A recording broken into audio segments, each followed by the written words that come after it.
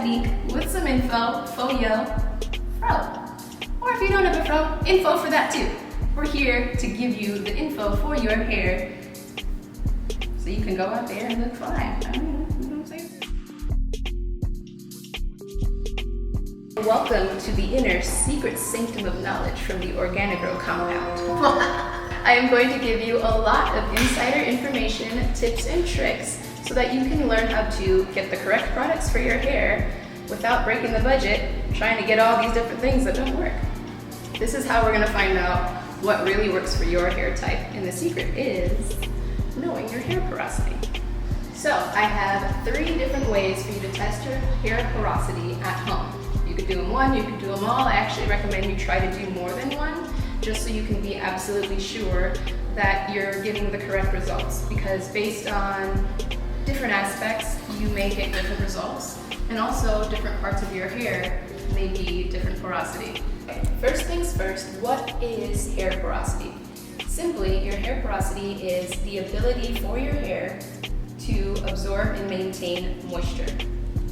This impacts a variety of things when you're getting your hair care. Knowing your hair porosity will help you with things like styling, maintaining the hydration of your hair, conditioning it, all of the aspects of wearing your hair to its best advantage. Hair porosity is broken down in 2 different ways. Grades, or you can do more generally low, medium, and high. Grades 1 to 2 is generally low, 2 to 3 is medium, and 3 to 4 is high.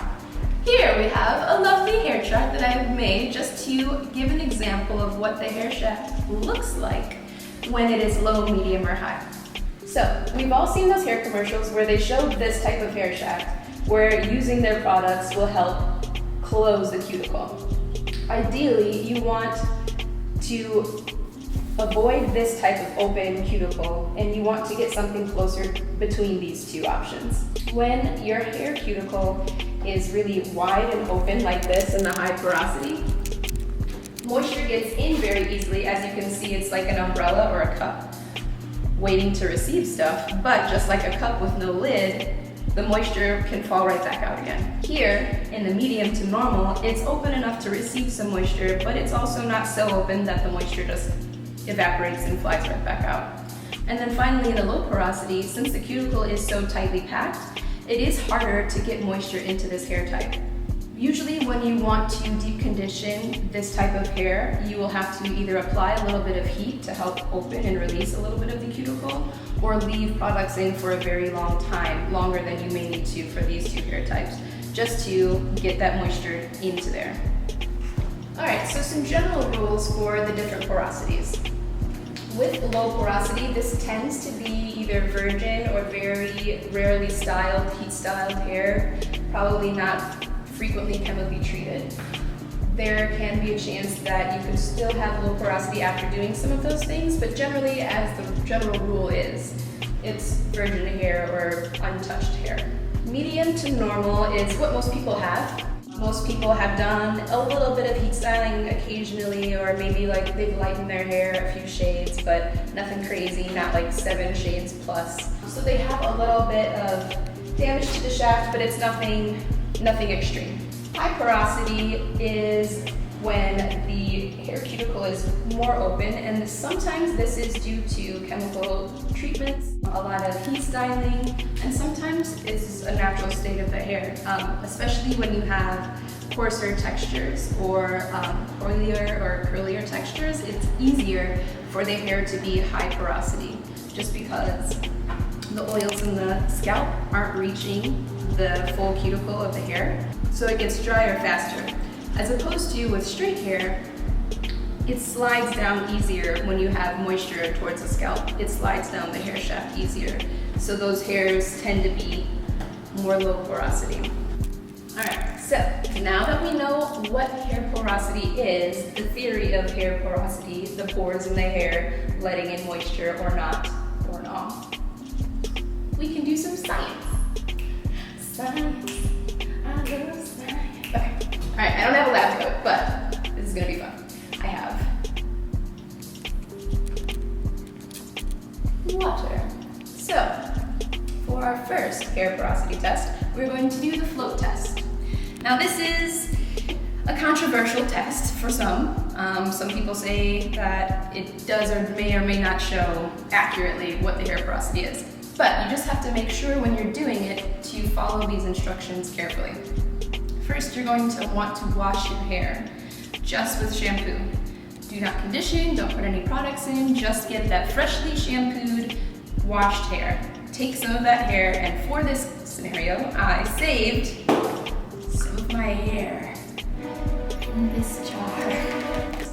We have our Roku clarifying shampoo, which has apple cider vinegar in it so that it is definitely getting rid of all of the extra buildup in your hair and on the cuticle. So you have freshly washed hair, not squeaky clean because you don't want it to strip the hair. It doesn't strip the hair, but it definitely gets rid of all that buildup.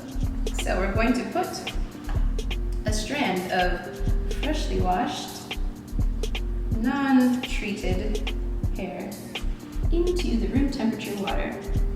If the strand floats, stays up on top of the water, it is low porosity. If it kind of sinks to around the middle, it's medium to normal. And if it drops to the bottom, it is high because it is taking on all that water and it is becoming heavier and it will sink. So it's kind of hard to see on camera, but I will insert photo after 15 minutes to show you what my hair has done. So we're gonna set this to the side. It's like a cooking show. Set it and forget it. We'll be back for her. So just to go over the tips and tricks and rules for the float test. Wash your hair with a clarifying shampoo. Do not condition it. Do not put any product in, or you could do it the way that I did it, is take the hairs as soon as you wash them and leave them to air dry. But when you do it, make sure you're not using heat to dry your hair. Just let those pieces of hair air dry. Put them in room temperature water, let it sit for 15 minutes, and then check back and see what's going on with it. Okay, so that's the float test. The second test is the water droplet test. You take a spritzer, bottle of water, you spray your hair, and you look at the droplets on it. So, water droplets, when it's low porosity, they kind of just skim off the cuticle. They're not absorbing, so you will notice that they're sitting on top of your hair and not absorbing for an extended period of time. Usually low porosity hair people, when you wash your hair stays wet all day. So you'll wash it in the morning and still later on that day, hours later, your hair will still be wet because of this idea that it's not absorbing into your hair. Medium to normal, the little water droplet guys, they're getting in there, but they're not gonna be there all day. So they're still kind of evaporating a little bit, they're staying wet a little bit. It's kind of like a medium process. So maybe when you're doing the spray droplet test, it stays wet for a little bit, but then it absorbs into your hair. However, with high porosity hair, that hair is soaking up that moisture immediately. So when you're spraying your hair and it's high porosity, no water droplets are hanging out for more than a second. It's going straight in there. This hair type also, when you wash your hair, it dries and becomes maybe a little bit frizzy if you're not putting hair product in it right away, immediately. As soon as you wash it, it's dry very shortly after. So that's the water droplet test. Third and final test is the hair strand test. Bust back out my nifty difty container of hair. Okay, so you run your fingers up and down the hair shaft.